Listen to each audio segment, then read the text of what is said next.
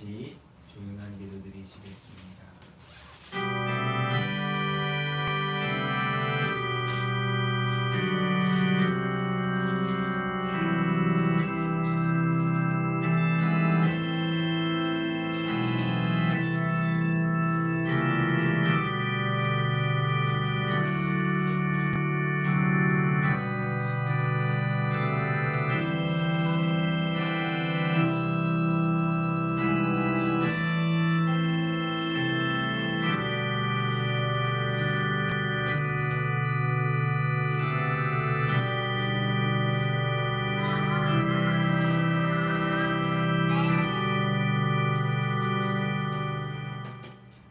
좁은 문으로 들어가라. 멸망으로 인도하는 문은 크고 그 길이가 넓어 그리로 들어가는 자가 많고 생명으로 인도하는 문은 좁고 길이 협착하여 찾는 자가 적음이라. 아멘. 사랑이 충만하신 하나님, 예수 그리스도께서 우리의 죄 때문에 십자가의 고난을 당하셨음을 이 시간 마음에 새기며 감사의 예배를 드립니다.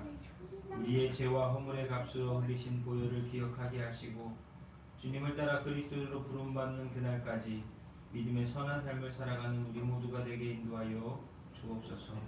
성령께서 우리를 주장하사 주님과 신기를 따라갈 수 있도록 우리를 인도하여 주옵시고 이 종료주일 고난주일에 주님께 예배하는 심령들마다 주님의 마음을 허락하여 주시옵소서.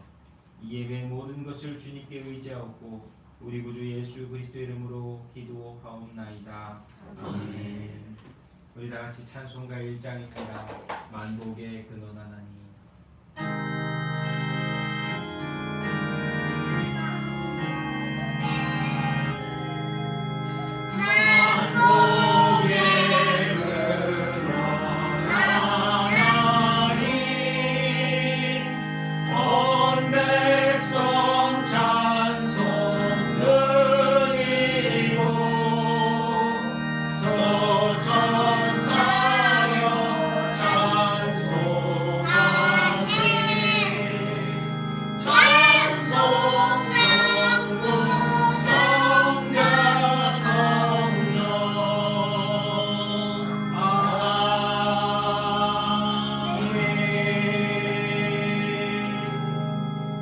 여러분들 가지고 계신 찬송가 대교동문 129번 종료주일입니다. 찬송가 대교동문 129번 종료주일.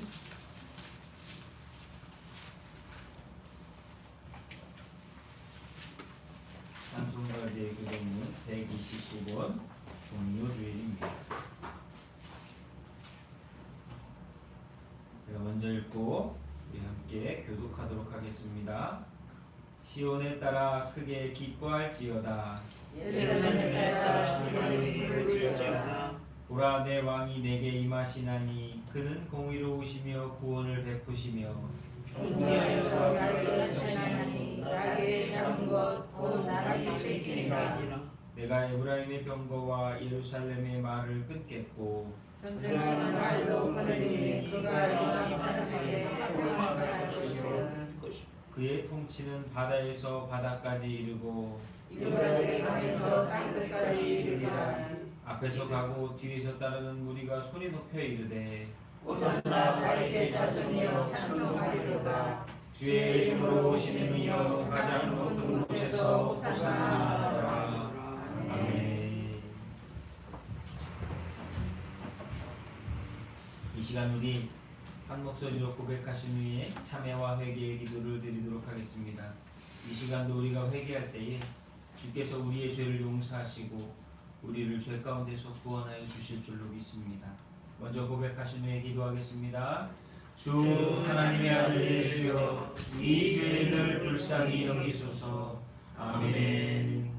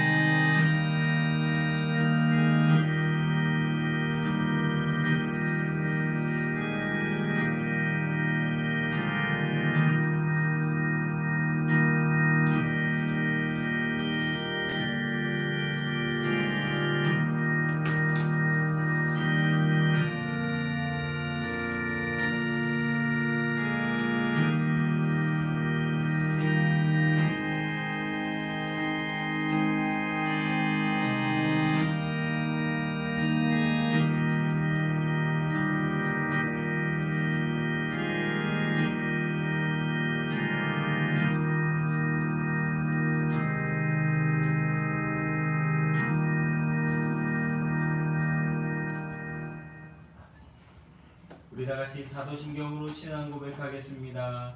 전능하사 천지를 만드신 하나님 아버지를 내가 믿사오며 그 외아들 주 예수 그리스도를 믿사오니 이는 성령으로 잉태하사 동정녀 마리아에게 나시고 본디오 빌라도에게 고난을 받으사 십자가에 못 박혀 죽으시고 장사한 지 사흘 만에 죽은 자 가운데서 다시 살아나시며 하늘에 오르사 전능하신 하나님 우편에 앉아 계시다가 죄로서 산자와 죽은 자를 심판하러 오시리라. 성령을 믿사오며 거룩한 공예와 성도가 서로 교통하는 것과 죄를 사해주시는 것과 몸이 다시 사는 것과 영원히 사는 것을 믿사옵나이다. 아멘. 모두 자리에 앉으셔서 우리 함께 찬송가 10장입니다. 전능왕 오셔서. 찬송가 10장 전능왕 오셔서.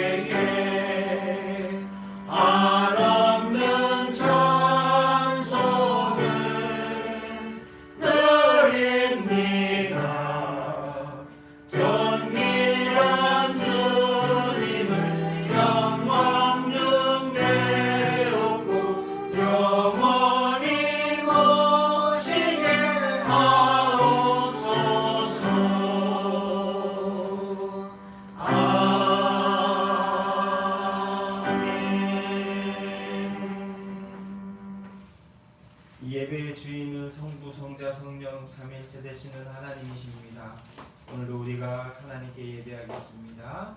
찬송가 337장 내 모든 시험 무거운 짐을. 찬송가 337장 내 모든 시험 무거운 짐을.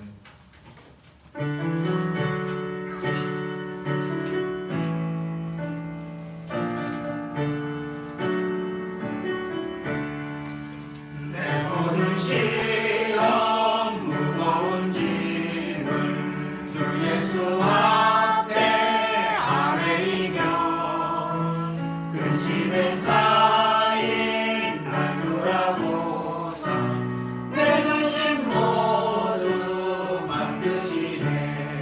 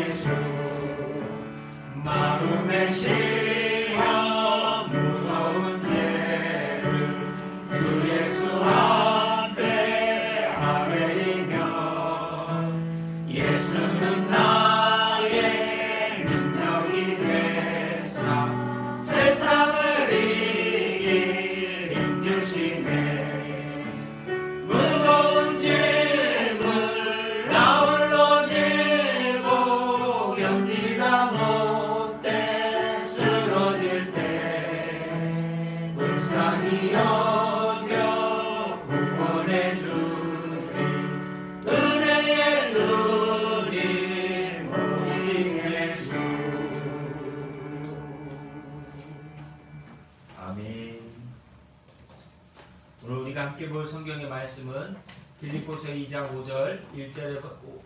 5절부터 11절까지의 말씀, 신약성경 319페이지 빌립보서 2장 5절부터 11절까지의 말씀 함께 찾아서 읽도록 하겠습니다.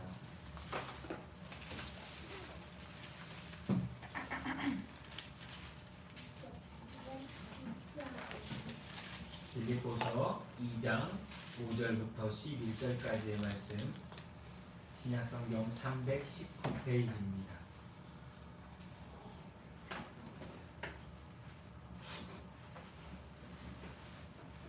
2장 5절부터 11절까지 우리 함께 읽겠습니다. 너희 안에 이 마음을 품으라. 곧 그리스도 예수의 마음이니 그는 근본 하나님의 본체시나 하나님과 동등됨을 취할 것으로 여기지 아니하시고 오히려 자기를 이루어 종의 형체를 가지사 사람들과 같이 되셨고 사람의 모양으로 나타나사 자기를 낮추시고 죽기까지 인정하셨으니 곧 십자가에 죽으심이라. 이러므로 하나님이 그를 지극히 높여 모든 이름 위에 뛰어난 이름을 주사 하늘에 있는 자들과 땅에 있는 자들과 땅 아래에 있는 자들도 모든 무릎을 예수의 이름에 꿇게 하시고 모든 입으로 예수 그리스도를 주라 시인하여 하나님 아버지께 영광을 돌리게 하셨느니라. 아멘.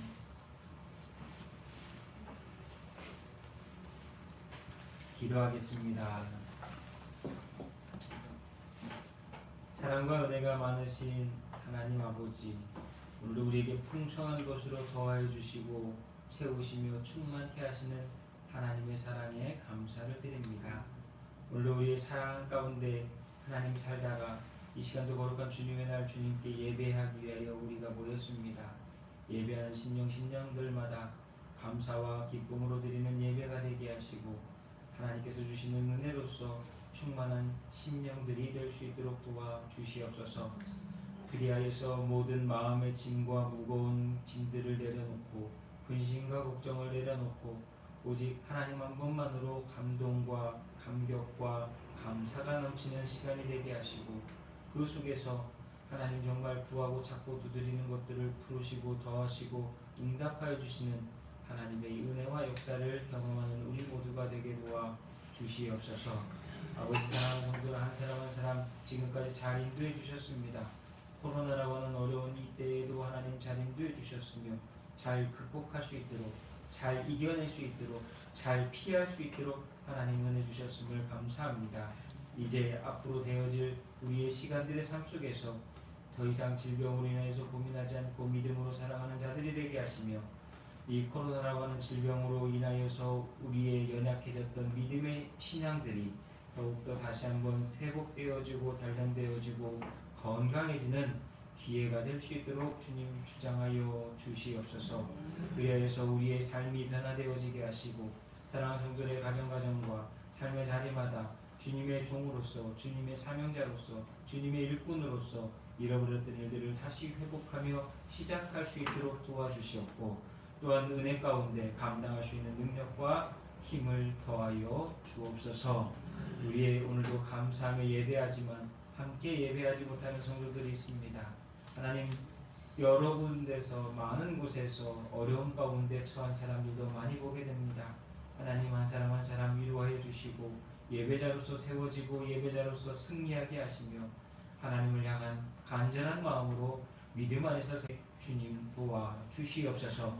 특별히 믿교의 성도들 한 사람 한 사람을 기억하여 주옵시고 신앙이 자라고 성장하고 성숙할지언정 후퇴하지 않도록 연약해지지 않도록 타락하지 않도록 주님 붙들어 주시며 가는 길마다 주님께서 돌보아 주시옵소서. 오늘도 말씀을 듣습니다. 듣는 자나 전하는 자나 하나님 은혜 받는 자리 되게 하시고 성령으로 충만케 하시며 특별히 이 고난주일 종료주일에 우리가 이 한 주간의 고난주간을 맞이하면서 무엇으로 주님을 만나고 무엇으로 주님과 동행할 것인가 다시 한번 생각하며 주님이 우리에게 주시는 말씀 가운데 귀 기울이는 한 주간이 될 수 있도록 시작이 되도록 도와주옵소서.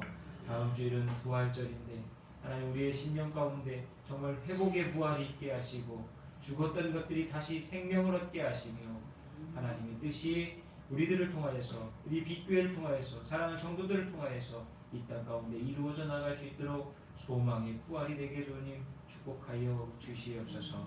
우리 구주 예수 그리스도 이름으로 기도하옵나이다. 아멘.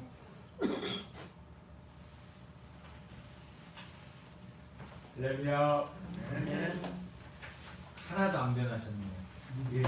몇 주를 제대로 못 봤는데 하나도 안 변하셔서 참 다행이고요. 다치신 분도 어디 건강하신 분들도 없어서 또 그것도 감사할 따름입니다. 오늘 말씀의 제목은요, 우리가 너무나 잘 아는 것처럼 예수님은 누구신가? 예수님은 누구신가? 사도 바울은 얘기했죠. 너희 안에 이 마음을 보거라. 곧 그리스도 예수의 마음입니다. 우리가 예수님을 알아야 예수님의 마음을 품지 않겠습니까? 그분이 누구인지. 그래서 오늘 우리는 빌립보서 2장 5절에서 11절 말씀으로 예수님은 누구신가? 라고 하는 제목으로 오늘도 거룩한 주님의 날 예배를 드리며 말씀의 은혜를 나누도록 하겠습니다. 이사야서 7장 14절에는 그러므로 주께서 친히 징조를 너희에게 주실 것이라. 보라, 처녀가 잉태하여 아들을 낳을 것이요 그의 이름을 임마누엘이라 하리라 라고 말씀하셨습니다. 임마누엘, 하나님이 우리와 함께 계신다라고 하는 의미 아닙니까? 이 예언을 성취하기 위해서 하나님께서 나사렛에 살고 있던 마리아에게 하나님께서는 요셉과 정혼하게 하시고 그를 통하여서 약속하신 예언을 이루셨습니다. 그래서 사람으로 태어나신 그 주님이 바로 예수이시고 그 예수가 그리스도라고 하는 것을 성경은 우리에게 증거하고 말씀하고 있습니다. 성령으로 잉태된 예수 그리스도가 마리아를 통해서 이 세상에 오신 것, 이것은 바로 하나님의 뜻이요 하나님의 계획이셨습니다. 그 계획 가운데 중요한 것이 뭐냐? 그것은 바로 하나님이 사람이 되셨다는 것. 창조주가 피조물이 되었다라고 하는 우리가 이해하기 쉽지 않은 이 진리입니다. 빌립보서 2장은 이것을 구체적으로 설명하고 있습니다. 그는 근본 하나님의 본체시나 하나님과 동등된 것으로 여기지 아니하시고 여기에서 그는 사람이 되어 세상에 오신 예수 그리스도를 말합니다. 하나님의 본체라고 하는 말은 하나님과 같은 존재다. 하나님과 동등하다라고 합니다. 다시 말하면 예수는 하나님이시다라고 하는 것을 강조하고 있습니다. 하나님 자신이라고 말할 때 사람과 어떤 차이가 있을까요? 구약 성경에서 하나님께서는 자신의 이름을 여호와라 하셨습니다. 여호와라는 뜻은 스스로 있는 자, 스스로 있는 자라고 하는 뜻입니다. 이 스스로 있다라고 하는 말에는 스스로 존재하는 자, 스스로 만족하는 자, 스스로 영존하는 자라고 하는 의미입니다. 다시 말하면 다른 어떤 것으로도 필요치 않고 계실 수 있는 유일하신 존재론적인 분이 바로 하나님, 여호와 하나님이라고 하는 겁니다. 하나님께서 존재 원인이 없습니다. 하나님은 스스로 계신 분이기 때문에 존재, 다시 말하면 어떤 근원을 찾을 필요가 없다라는 거예요. 우리 보통 보면 뿌리찾기 하면은 내 조상이 누구, 조상이 누구 해가지고 누구의 누구라고 우리들 얘기하지 않습니까? 그런 시작이 있지만 하나님은 그런 시작이 없으신 스스로 계신 분이다라고 하는 겁니다. 사람은 어떤 원인 때문에 존재하지만 하나님은 스스로 계십니다. 그래서 스스로 자족하시고 스스로 영원히 존재하시며, 그렇기에 우리가 드리는 이 예배가 하나님이 꼭 필요해서 드리는 예배가 아니라 우리를 위하여 하나님께서는 예배를 드리게 하시고 그 예배 가운데 우리와 교제하시고 우리를 통해 일하고 계시다라고 하는 것을 우리는 깨달아야 됩니다. 마치 사람들은 내가 예배를 드리는 게 하나님께 꼭 필요하고 하나님이 무엇인가를 얻기 위해서 드린다라고 하는 착각을 할 때가 있는데, 그렇지 않아요. 이 예배라고 하는 것, 우리를 위해 하나님이 만드신 거예요. 기도라고 하는 것, 하나님이 기도를 받으시기 위해서 기도를 만드신 게 아니라 연약한 인간이 하나님께 기도함으로 도움을 구할 수 있는 길을 열어주신 거예요. 찬송이라고 하는 것, 이 찬송을 통하여서 하나님을 높여드리고 그로 인하여서 내 존재를 확인하고 내가 어떻게 하나님과 동행해야 될 것인가를 확인하게 만드는 것이 바로 찬송입니다. 여러분, 많은 신앙의 과정 속에, 삶 속에서 우리가 해야 되는 일들이 있는데 그것은 사실 하나님 때문에 하는 것이 아니라 하나님께서 만드신 이 피조물들이 하나님께 구할 수 있도록, 하나님께 동행할 수 있도록 하나님의 은혜를 입을수록 만들기 위해서 허락하신 거예요. 그렇게 우리는 신앙생활을 하나님을 위해 한다라고 하는 것이 아니라 저와 여러분을 위해 하고 있음을 다시 한번 깨달아야 될 줄로 믿습니다.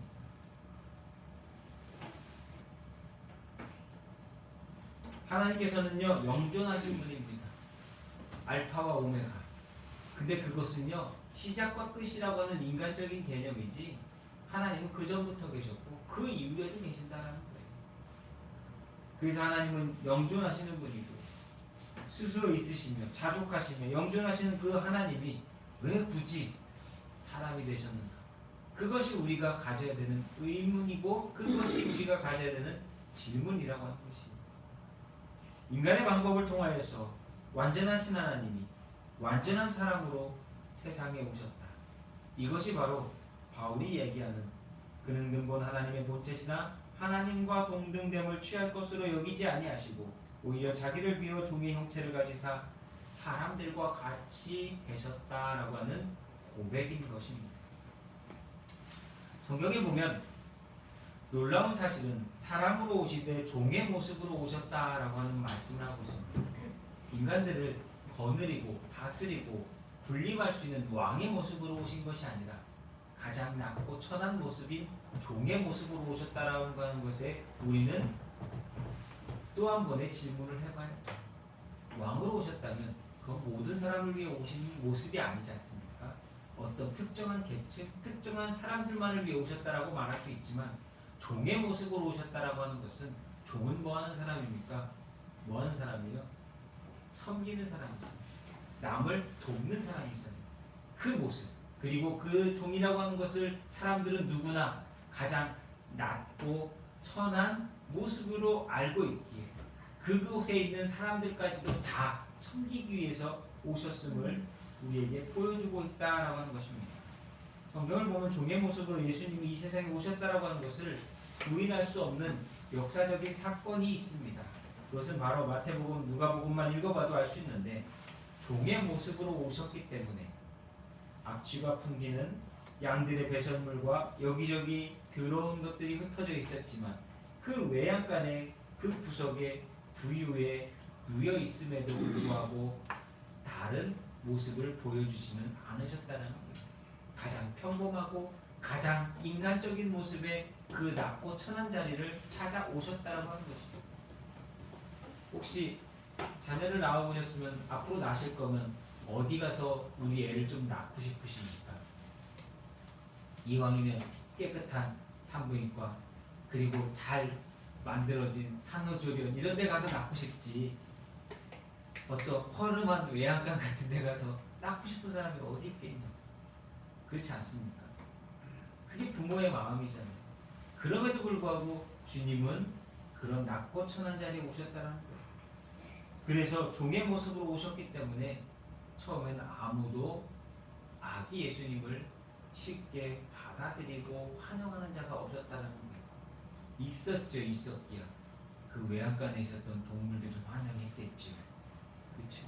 그냥 그렇기에 천사들을 통하여 목자들을 보내시고 별을 통하여 동방박사들을 보내서 그들만이 종의 모습으로 오신 예수님을 알게 하였고 알리게 하였다라고 하는 것입니다. 6개월 전에요, 세례요한 사촌인 세례요한이 태어났습니다. 세례요한이 태어났을 때요, 온 동네 사람들이 기뻐하고 그의 소식을 듣는 사람마다 무엇인가를 기대하고 축하했습니다. 하지만 하나님이 사람이 되어 종의 모습으로 오셨을 때 그분을 영접하거나 축하하는 사람들은 거의 없었다는 거예요. 왜 그랬을까 생각해보면요, 이 부분에서도 하나님이 우리에게 찾아오시는 비밀을 보여주고 있다고 생각합니다.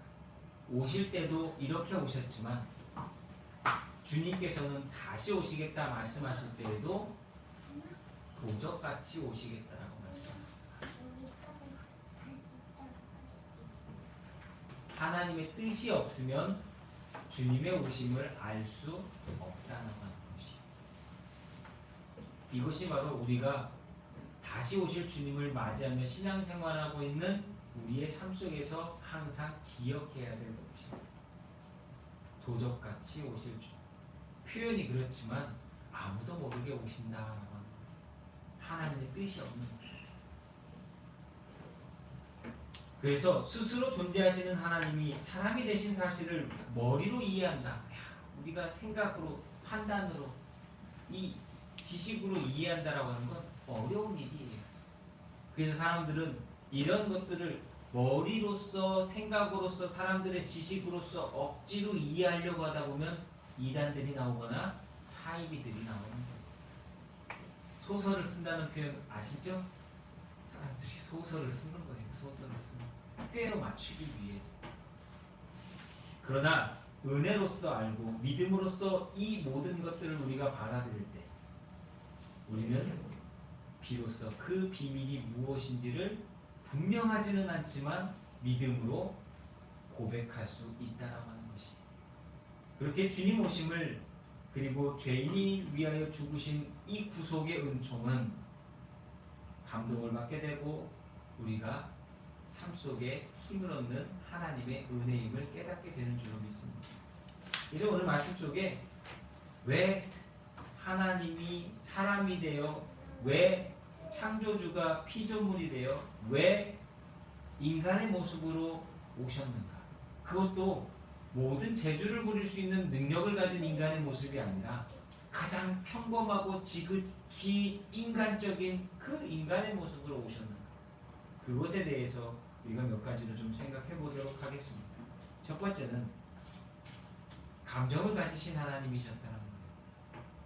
예수님은 감정을 가지신 하나님이셨어요. 하늘의 높은 보좌에 계시는 하나님께 어떤 감정이 있다라고 하는 것은 우리가 성경을 통해서 몇 가지는 질투도 하시고 분노도 하시고 화도 내시고 이런 감정이 있으신 줄은 압니다. 보시기에 심히 좋았더라 라고 하는 이런 감정을 갖고 계신 하나님인 건 알아요.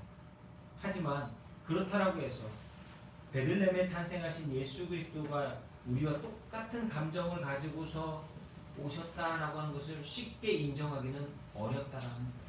하지만 예수님이 오셔서 그 우리의 삶 속에, 다시 말하면 그 당시 많은 사람들의 삶 속에 동행하시며 보여주셨던 그 모습은 정말 사람이었구나 라고 하는 것을 믿어 의심치 않을 만큼의 모습을 보여주셨다라는 거예요.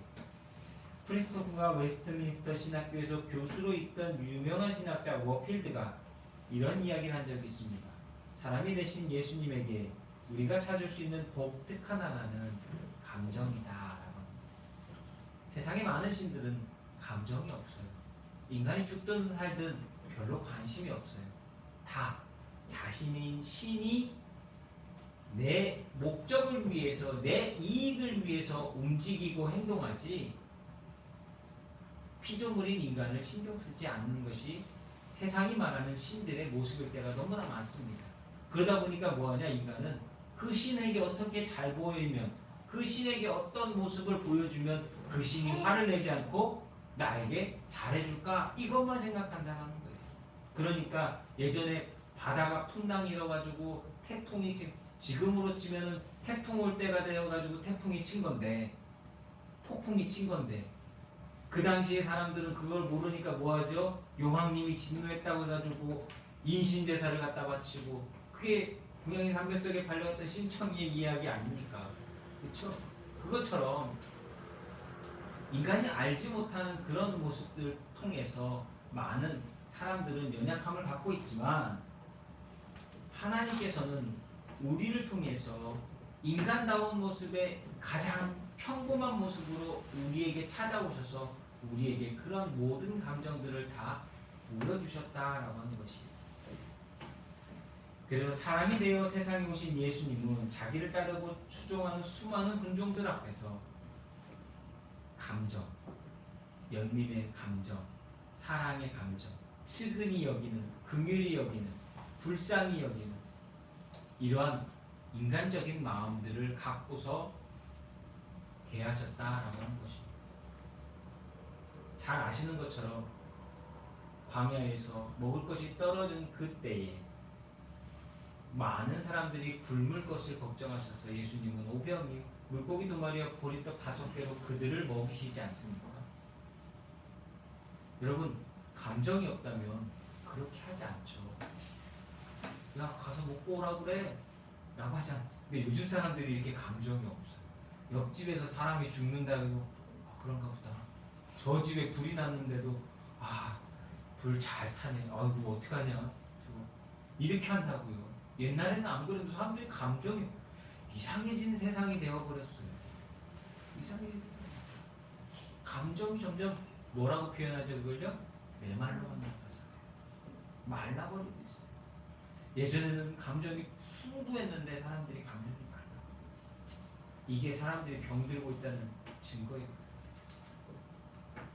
예수님은 사랑한 나사로가 죽자 하늘을 보시면서 성경에 보니까 눈물을 흘리셨다라고까지 슬퍼하시며 눈물을 흘리셨다. 우리가 슬퍼하시는 하나님을 상상할 수 있겠습니까?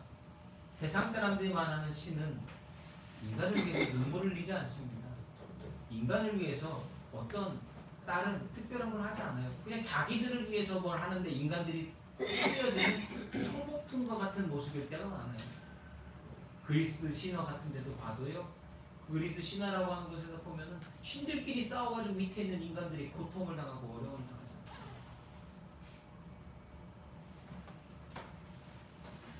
예수님의 사람된 감정을 통해서 하나님 아버지의 마음, 우리를 향한 그 하나님의 사랑과 은혜를 알게 한다라는 것이에요.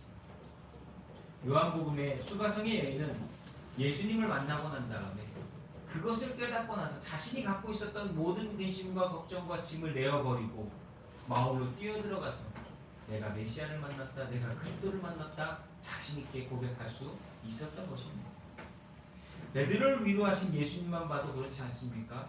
3번이나 부인했던 그 베드로를 찾아가셔서 예수님은 베드로야 내가 나를 사랑하냐? 이게 뭐예요? 네 감정이 어떤지 물어보시는 거잖아요. 내 감정은 다 보여줬어. 너를 위해 죽는 것을 통해서 다 보여줬는데 네 감정은 어떠냐? 라고 물어보시는 거예요. 근데 그것도요 한 번만 물어봐도 될 텐데 예수님은 3번씩이나 물어보셔요. 내가 나를 사랑하냐? 내가 나를 사랑하냐? 내가 나를 사랑하냐?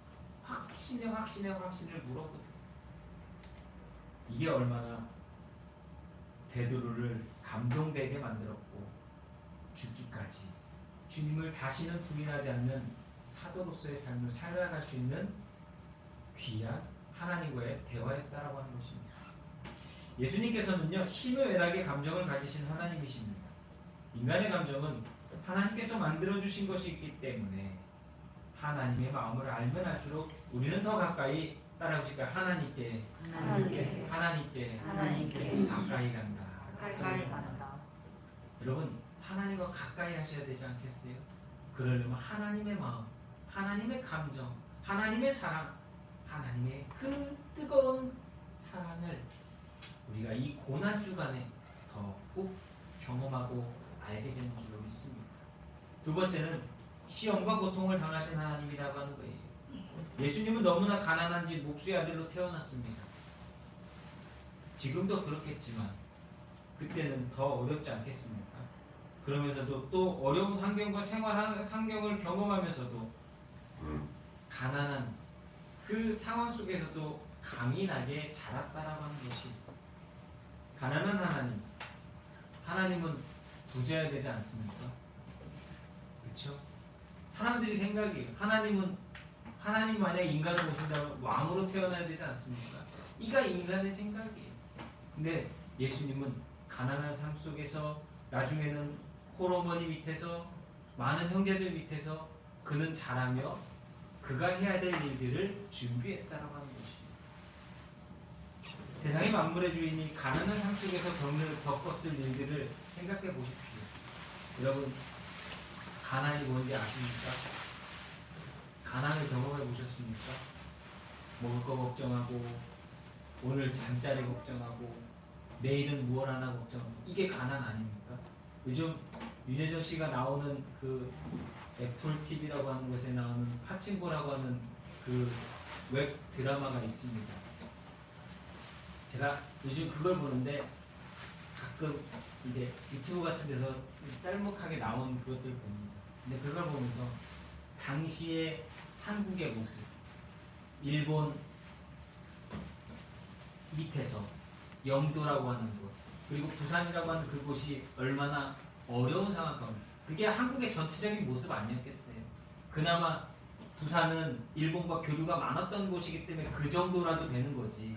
그 나머지는 더 보잘 것 없었을 거라는 거예요. 그런 상황 속에서 그들의 모습을 보면 거기서 이런 장면이 하나 나옵니다.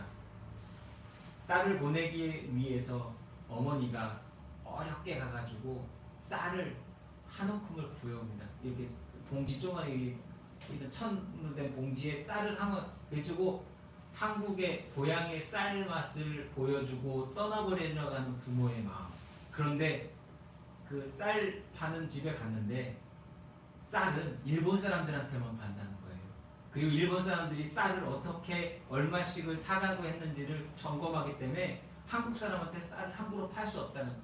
그러니까 뭐를 사가냐면 보리를 사라, 쌀보리를 사가라, 이런 이야기를 합니다. 그런데 우리 딸이 이래가지고 멀리 가게 돼서 한번 고향의 쌀맛을 보여주고 싶다고 하는 그 장면이 나오는데, 그랬더니 쌀집 주인이 몰래 가가지고 한 움큼 진짜 밥 한 번 해먹을 만큼의 쌀을 그 어머니에게 줘서 그 어머니가 마지막 그 쌀로서 밥을 지어가지고 딸을 밥 먹여서 이제 외국으로 보내게 되는데, 거기서 그 흰 쌀밥을 보고서 눈물 흘리는 그 장면을 보면서 옛날에 많은 어른들이 쌀밥에 고깃국만 먹어도 나는 행복하겠다라고 하는 그 말을 했던 모습이 생각나더라고요. 쌀밥에 고깃국.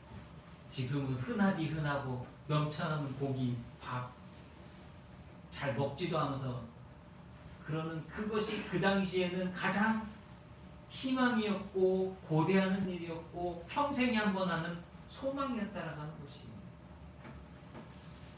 그런데 주님께서는 그런 가난함 가운데에서 인간들과 함께 하셨다는 겁니다. 그리고 그걸로 끝나신 게 아니잖아요. 하늘의 모든 권세와 능력을 내려놓으신 인간이 되신 그 모습은 사람들에게 이유 없이 다른 것 없이 천대받고 고난당하시고 고통당하시며 십자가의 결국은 죽는 길을 가실 수밖에 없었다는 겁니다. 창조주가 왜요? 왜 죽었냐고. 우리는 이 질문을 던져봐야 된다는 거예요. 왜 그분이 이 땅에 오셔서 고난받고 천대받고 멸시받고 왜 죽어야 했느냐. 근데 이분이 하나님이시며 창조주라고 하는 것이죠. 그 이유는 우리가 고통당하거나 가난할 때 주님을 찾고 우리를 찾아와 위로하시고 돌보시는 것을 우리에게 알게 하십니다.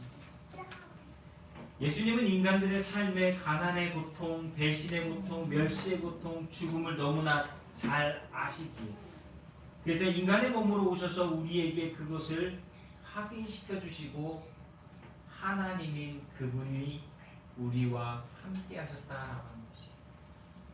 이사야서 53장 5절 말씀은 이 고난주간 그리고 우리의 신앙의 삶 가운데 참 위로가 되면서도 하나님께 이런 표현을 그렇지만 죄송한 모습을 갖게 만드는 말씀입니다.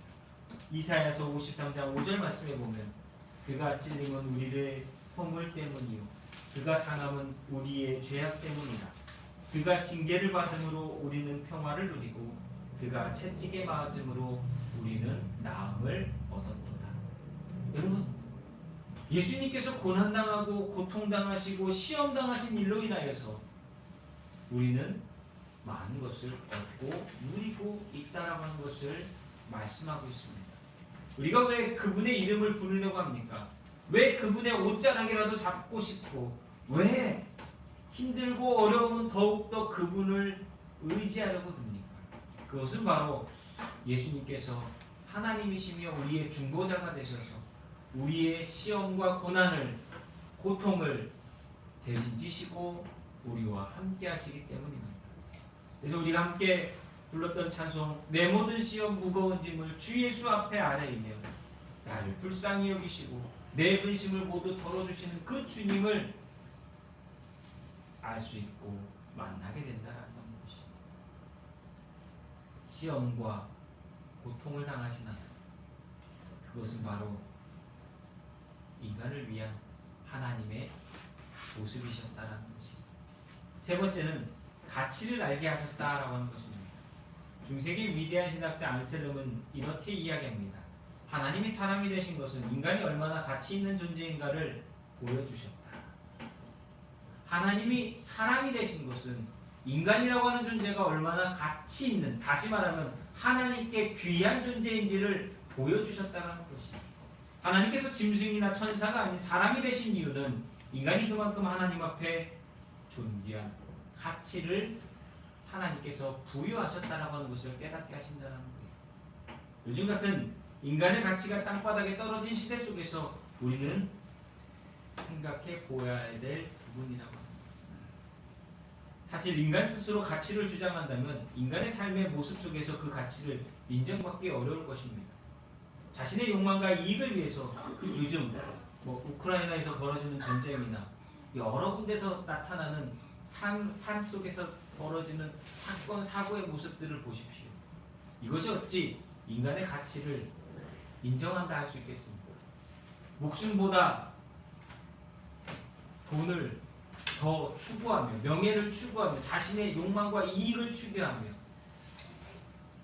인간의 목숨을 하찮게 여기지 않습니까? 때로는 사람의 목숨을 존중받지도 인정받지도 못하도록 물건 취급하고 있는 것이 너무나 안타까운 현실입니다. 그것이 오늘날 사람들이 병들어 있다라고 하는 증거예요. 한쪽에서는 비행기가 떨어져서 죽었는데 한쪽에서는 내가 그걸 떨어뜨렸다고 즐거워하고 박수치고 환호하는 그 모습. 그 비행기에 타고 있었던 군인은 부모가 있고 자녀가 있고 가족이 있는 누군가의 또한 생명입니다. 그렇지 않습니까? 전쟁이 나쁜 게 아니라요. 그 전쟁을 일으킨 인간들이 나쁜 거죠. 돈을 위해서 사람의 목숨을, 사람의 인격을 무시하고 가치를 떨어뜨려 버리는 그 사람들이 나쁜 거예요. 그러니까 그 사람들이 뭐예요? 죄인이에요. 그 사람들이 죄인이에요. 그렇게 살아가는 인간들을 위해서 하나님께서는 그 인간들의 가치가 무엇인지를, 목숨의 가치가 무엇인지를 다시 보여주시기 위해서 이 땅에 오셨다는 거예요. 돈과 인간, 여러분 어떤 것이 더 가치 있다고 생각하십니까? 마음은 인간이라고 이야기하는데 입으로는 돈이요라고 나올 때가 많잖아요. 요즘 세상에. 돈 몇 푼 힘들었겠죠. 어려웠겠죠. 근데 왜 7, 8살 자녀를 자신이 죽이고 자신은 경찰서로 갑니까?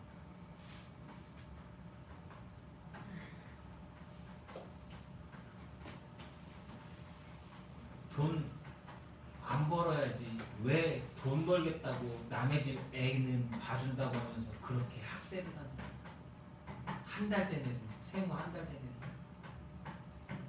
인간들이 참 사람의 생명의 가치를 귀하게 여기지 않는 그런 인간을 위해서 하나님은 하나님의 형상을 따라 지음받은 존재인 그 인간들을 위해서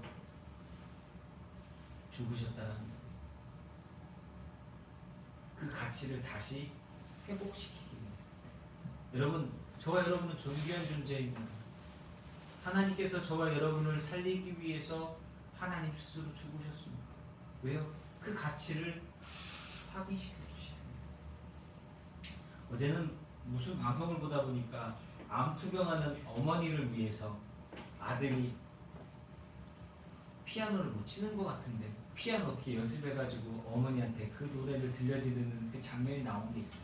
근데 거기서 곡을 저는 참 잘 선택했고 그 곡이 참 많은 사람들을 알게 하는구나 라고 하는 그것이었는데 그 곡이 여러분들 너무나 잘 아시는 당신은 사랑받기 위해 태어난 사람 당신의 삶 속에서 그 사랑 알고 있지요. 이 찬양 아시잖아요. 이 찬양을 그 아들이 시한부 판정을 받고 얼마 남지 않은 어머니를 위해서 연주를 해줬더라고요. 여러분, 이 땅에 죽으려고 태어난 사람은 하나도 없습니다. 그러나 죽습니다. 그런데 그 사람들이 한 사람 한 사람이 살아가는 그 삶이 얼마나 소중하고 귀하고 가치 있는지를 우리는 너무나 잊고 살아갈 때가 많은 것 같습니다. 우리의 말과 생각과 행동이 그 사람들의 가치를, 하나님이 죽으시면서까지 귀하다라고 말씀하신 그 가치를 회복시키시는 삶을 살아가시기를 예수님의 이름으로 부탁을 드립니다. 마지막으로 네 번째는 허물과 죄로 죽은 우리를 살리신 하나님이라고 하는 것이에요. 예수님은 누구시냐? 결론적으로 허물과 죄로 죽은 우리를 살리신다. 인간은 원죄 이후에 허물과 죄로 영원히 죽을 수밖에 없는 존재입니다. 살아가는 삶의 모습만 봐도요, 소망도 없고 죽음만을 향해서 가는 인생들인 것처럼 살아갑니다. 우리를 살리려면, 우리를 구원하려면 누군가 죄 없는 분이 오셔서 우리를 대신하여 죽으셔야 되는데 그분이 바로 예수님이셨다는 거예요. 하나님께서 만들어 놓으신 영적인 원리, 영원한 피 흘림을 통하여 죄 사함을 받는, 그러기 위해서 죄 없는 자가 죽어야 했는데 그분이 바로 예수님이셨고 그분이 바로 하나님이셨다라고 하는 것입니다. 의인으로서 피 흘려 주시려면 몸을 가지신 하나님이 되셔야 됐습니다. 하나님이 나 죽었다라고 하면 그걸 누가 믿겠어요? 눈으로 보지 않고 손으로 만져보지 않으면 믿지 않는 세상 아닙니까? 그러니까 예수님이 부활하셔서 제자들 앞에 딱 나타나셨을 때 도마가 마침 그때 없었는데 도마가 돌아왔을 때 야 예수님 오셨어 그랬더니 난 못 믿겠는걸. 내가 예수님 그 손바닥에 못자국에 예수님 그 옆구리에 내가 손가락 넣어보고 만져보지 않으면 나 못 믿겠어 라고 하는 것이 우리 인간들의 모습이에요. 증거를 필요로 하잖아요. 증거를. 그래서 예수님께서는 그 증거를 보여주시기 위해서 다시 나타나셔서 도마에게 직접적으로 얘기하시죠. 야 찔러봐. 아닙니다 주님, 이제는 믿습니다. 그때 예수님이 말씀하시잖아요. 너는 본고로 믿느냐 보지 않고 믿는 자가 되리라. 믿음은요, 그 믿음만으로 복될 수 있는 거예요. 그 믿음을 확인하려고 하는 순간에 그건 믿음이 되지 않고 그거는 현실이 되어버린다는 거죠.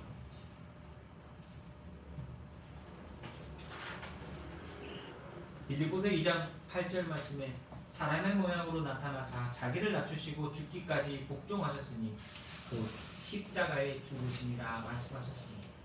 우리를 위해 스스로 피 흘리시려고 사람이 되셨고 피 흘리신 의인이 되시기 위해 하나님이 사람이 되셨다라고 하는 이 진리가 오늘 우리의 마음 가운데 또 다른 감동으로서 나와야 될 줄로 믿습니다.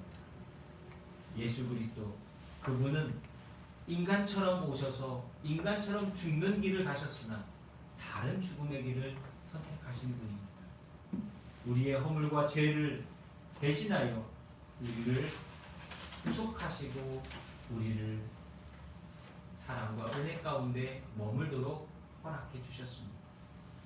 여러분, 이번 한 주 동안 마태복음 26장 28절의 말씀을 이 고난 주간에 읽으시며 묵상해 보셨으면 좋겠습니다. 마태복음 26장 28절 이 말씀을 읽으시면서 세 가지 질문에 답을 해보시기 바랍니다. 첫 번째는 예수님께서 나를 위해 목숨을 주시기 위해 어떤 고난을 당하십니까? 예수님께서 나를 위해 어떤 고난을 당하십니까? 두 번째 질문은 내가 스스로 죄값을 치르려 했다면 나는 어떤 고난을 당해야 하는가? 그리고 마지막으로 세 번째 질문은 나는 예수님께서 행하신 일에 대해서 어떠한 감사로 살아갈 것인가? 이 세 가지 질문에 대해서 이번 이 고난 주간 동안 마태복음 26장 28장을 읽으시면서 답을 찾으실 수 있는 저와 여러분 성도들이 되시기를 예수님의 이름으로 부탁을 드립니다. 예수님은 누구신가? 그 예수님은 저와 여러분의 구세주이며 그리스도이시며 하나님이시며 우리의 소망이요 생명이 되신 분입니다. 그 생명의 길을 가는 저와 여러분이 확실한 믿음 안에서 마지막 주님 부르시는 그날까지 넓은 문 편한 데를가 아니라 좁은 문 좁은 길을 향해서 주님의 말씀에 순종하여 나아갈 수 있기를 우리 구주 예수 그리스도 이름으로 축원합니다. 기도하겠습니다. 사랑과 은혜가 많으신 하나님, 우리를 구원하기 위하여, 우리를 죄 가운데서 구속하시기 위하여 이 땅에 오셨고 우리를 대신하여 십자가에 죽으심으로 하나님의 자녀가 될 수 있도록 생명을 얻을 수 있도록 소망을 갖고 살아갈 수 있도록 도와주시며 감사를 드립니다. 또한 우리가 살아가는 이 세상 속에서 많은 겪는 일들을 아시기에 우리를 위로하고 우리를 품기 위하셔서 우리와 같이 되신 모습을 통하여 우리에게 보여주셨음에 다시 한번 하나님께 나아갈 수 있도록 도와주시며 감사를 드립니다. 하나님께 나아가는 자마다 위로하여 주시고 힘을 얻게 하시며 주님 주시는 은혜 가운데 소망으로 살아가는 우리 모두가 되게 도와 주시옵소서. 빛교회 성도들 한 사람 한 사람 정말 고난의 주님과 동행하는, 그리하여서 우리가 무엇으로 주님께 감사하며 믿음의 삶을 살아갈까를 고민하는 귀한 성도들이 되게 하시고 그 삶 속에 복되고 복되고 복된 영원한 하나님의 사랑이 넘치게 하여 주시옵소서. 오늘도 그 하나님의 사랑 감사하며 이 시간도 시간과 삶과 물질을 감사함으로 하나님께 드립니다. 드리는 이 모든 것들을 주님 기뻐 받아 주옵시고 하나님 흔양하여 주옵시고 우리의 삶 속에 하나님과 더욱더 동행하며 감사와 기쁨이 넘쳐나는 삶이 되도록 축복하여 주시옵소서. 근심 걱정을 모두 내려놓고 주님과 동행하는 자들이 되게 하시며 세상의 모든 일들을 주님께 맡기고 믿음의 승리를 맛보아하는 우리 모두가 되게 하여 주옵소서. 오늘도 감사합니다.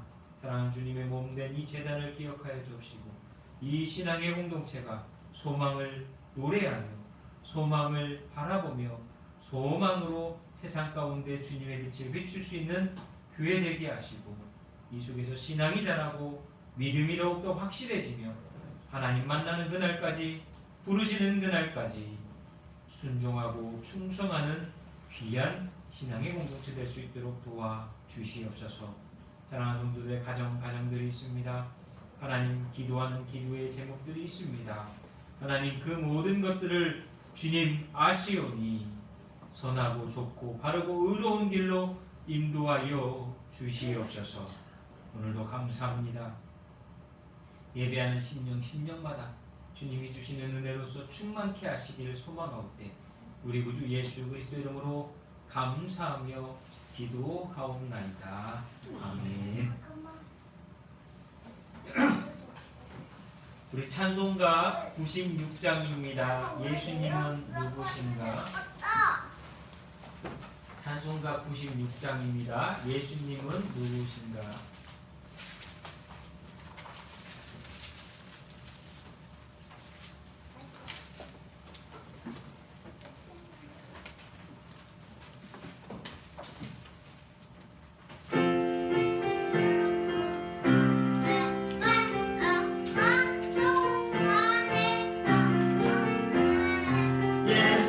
예수님은 누구신가? 오는 자의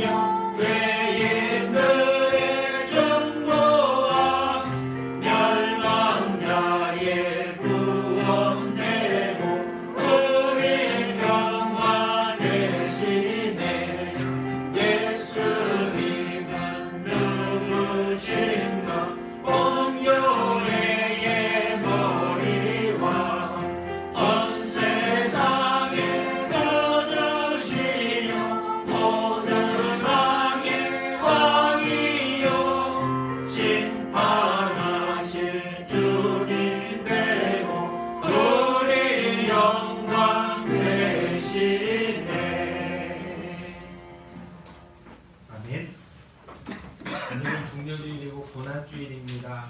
우리 의무주간은 고난주간입니다. 그래서 이 고난주간 주님의 고난을 기억하며 경건의 참회 시간을 갖는 성도들이 되시기를 부탁을 드리고요. 다음 주일은 부활절, 부활주일입니다. 부활의 주님은 세상의 소망입니다. 부활절, 성탄 예식이 아니라 성찬입니다. 네, 잘못 적어놨어요. 성찬 예식이 있습니다. 코로나 때문에 한동안 계속 못했는데 다음 주에는 성찬 예식이 있습니다. 특별한 방법 없으시면 우리 다 같이 일어나셔서 파송 찬양하겠습니다. 주님 다시 오실 때까지.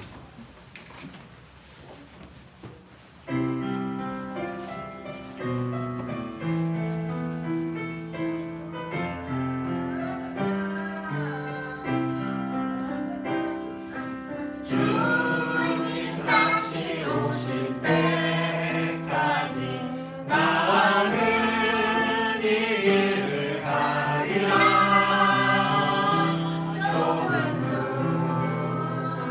좁은 길 나의 십자가 지고 나의 가는 이 길 끝에서 나는 주님을 보리라. 영광이 내 주님 나를 맞아주시니 주님 다시 오실 때까지 나는 일어나 달려가리라. 주의 영광 온 땅 높을 때 나는 일어나 노래하리. 내 사모하는 주님 온 세상 구주시라. 내 사모하는 주님 영광의